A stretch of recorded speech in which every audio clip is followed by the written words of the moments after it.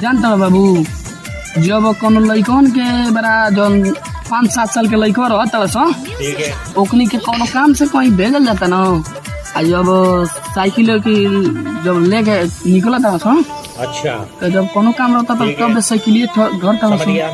जब तरी आता तो छोट छोट लइका रहता सन, तो जब साइकिलवा लेके चल जाता सन आ चलावता सन आ सामान लेके उन्हें सावता सन, जब कहीं रास्ता वास्ता में गिर के गोड़ हाथ छील छाल लेता तू ठाल लेता सन, तो घरे आइया सन ना, तो बूढ़वा जब देखी ओकर बाबा बा तो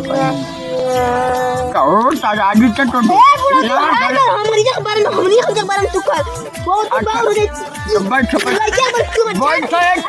अरे बुढ़ा तेरी गोड़ियों में बात सुनते हमनी के बारे में क्या कर रे? तेरे हते चुप रहो, तेरे लोग चुप करते रहे। डेड बोल बे स्टार्ट कर बे, अब स्टार्ट कर बे। राजू तक तुम्हें सुधरने वाला नहीं तो हम नहीं सुधर ते मैं झुटिया कर बे, ते मर समझ देने।